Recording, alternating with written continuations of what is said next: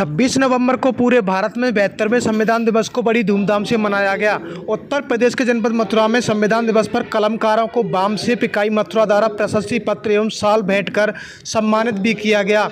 26 नवंबर को पूरे देश भर में संविधान दिवस के रूप में कृतज्ञ राष्ट्र के नागरिकों ने संविधान निर्माण दिवस वर्षों से बहुत ही हर्षोल्लास के साथ मनाया जाता रहा है। यह सम्मान समारोह जनपद मथुरा के बिरजापुर अंबेडकर पार्क में SC ST OBC अल्पसंख्यक वर्ग को प्रबुद्ध जनों के नेतृत्व में सम्मान समारोह का आयोजन किया गया। इस आयोजन में वक्ताओं ने संविधान निर्माता बाबा साहब डॉक्टर भीमराव अम्बेडकर की भूमिका एवं योगदान को याद किया एवं नम आंखों से सादर श्रद्धांजलि अर्पित की। संविधान निर्माता बाबा साहब डॉक्टर भीमराव अम्बेडकर ने भारत के लिए बेहतर संविधान का उपहार दिया है। बाबा साहब डॉक्टर भीमराव अम्बेडकर बदौलत देश में समता मूलक समाज स्थापित करने का शुभ अवसर प्राप्त हुआ है। जनपद मथुरा में संविधान दिवस के अवसर पर बामसेप जनपद इकाई मथुरा द्वारा जनपद के लेखक, साहित्यकार, कवि एवं पत्रकारों को प्रशस्ति पत्र एवं शॉल भेंट कर सम्मानित किया गया। इस कार्यक्रम में पूर्व जिला अध्यक्ष जसराम सिंह, बसपा पूर्व विधायक राजकुमार बामसेप संयोजक रेणु कुमारी एवं दारा सिंह सहित बामसेप मथुरा एवं बसपा मथुरा यूनिट के कार्यकर्ता मौजूद रहे। क्या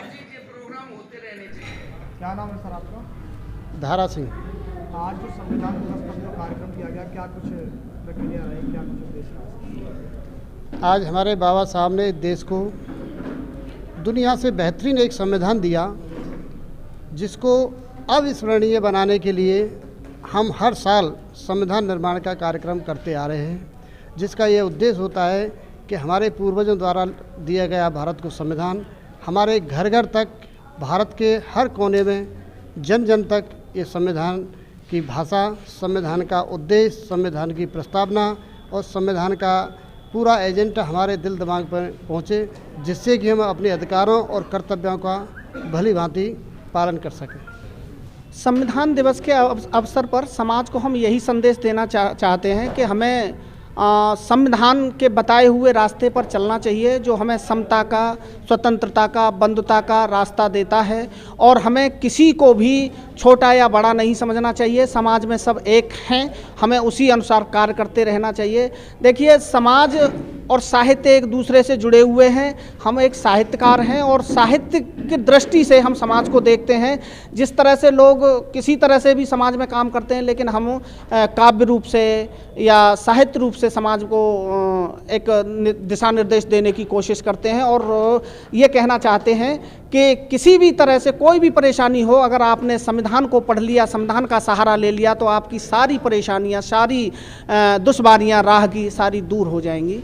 ये हमारा मानना है। सर, आप बहुत अच्छे कवि हैं और दर्शकों को बताएं अपना परिचय है, कुछ पंक्तियों के माध्यम से समाज में अच्छा संदेश दें। जी, ये तो हमारे सभी भाइयों का बड़प्पन है कि मुझ जैसे नाचीज़ को बहुत बड़ा कवि कह दिया, और आप सब भाइयों की, पत्रकार भाइयों का इसमें बहुत अहम रोल रहता है कि मुझे कवरेज करते हैं, और ख़ास तौर पे आपका। और मैं सभी से ये भी चाहूँगा कि आपके चैनल आर प्रदेश को सभी जो है सब्सक्राइब करें, जिससे नई वीडियोस देखने को मिलेंगी, और हमारे मथुरा की नहीं, पूरे देश की, पूरे उत्तर प्रदेश की जो दलितों के साथ जो भी परेशानी, जो भी घटनाएं, निंदनीय घटना हो रही हैं, उनके कवरेज आपको मिलेंगे।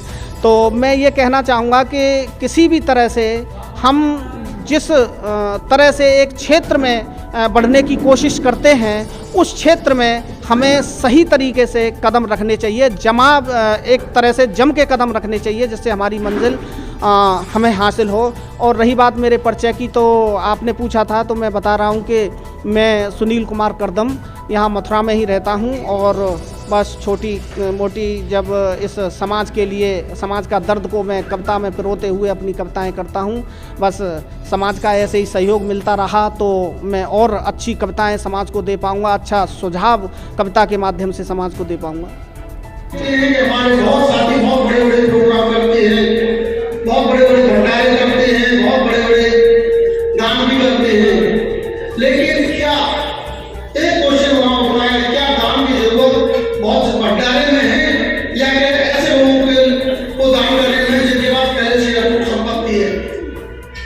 हमारे सभी, हमारे जो बुजुर्ग, हमारे जैसे हमारे साथ लोग बैठे हुए हैं, हमारे मार्गदाता, हमारे सीनियर सिटीजन जो भी हैं, उन्होंने हमें एक चीज बताई है कि अगर हमें आगे बढ़ना है तो सबसे पहले हमें अपने भाई की मदद करनी चाहिए। अगर हम अपने भाई की मदद करते हैं ना,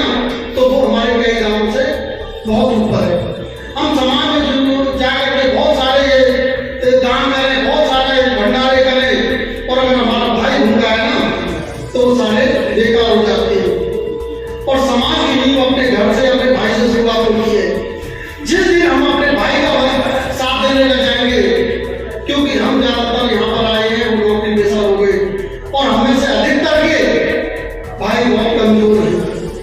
बाबा साहब ने हम सबको 3 मंत्र दिए, शिक्षित बनो, संगठित बनो और संघर्ष करो। मैं ये कहना चाहता हूँ कि यदि हमें बाबा साहब के दिए हुए 3 मंत्रों पर अगर चले और जीवन में अपने उतारने का काम कर लें तो निश्चित रूप से मानना हमें हमारे जीवन में, हमारे समाज में, हमें हमारे गांव और शहर में कोई हिला नहीं सकता। ये मैं डंका की चोट के लिए हम अपने जीवन में 3 बातों को निश्चित रूप से उतारें। ये 3 मंत्र नहीं, महामंत्र है और 3 महामंत्रों का हम अपने जीवन में इसका सही अंतःकरण से इनको उतार करके इनका अनुसरण करें तो निश्चित मान लो कि बाबा साहब का दिया हुआ मंत्र ये साकार हमारे आपके जीवन में होगा। और मंत्र जब बाबा साहब का दिया हुआ साकार होगा तो हमारे गांव का, हमारे क्षेत्र का, हमारे शहर का, हमारे समाज का, हमारा विकास निश्चित रूप से इस मंत्र के द्वारा होगा। मेरा ऐसा मानना है। बाबा साहब ने जो संविधान में अधिकार दिया, सबसे बड़ा अधिकार वोट का अधिकार जो दिया, समान भाव से दिया। जो वोट की कीमत है राजा की, रानी की और राजा के वोट की कीमत है, वही एक हमारे गलियों में झाड़ू लगाने वाली एक बेहतरानी और एक घर में काम करने वाली और बहनों में रहने वाली की वही वोट की कीमत है। ये असमानता को समानता में लाने का काम किया, कितनी बड़ी खाई को पाटने का काम किया बाबा साहब।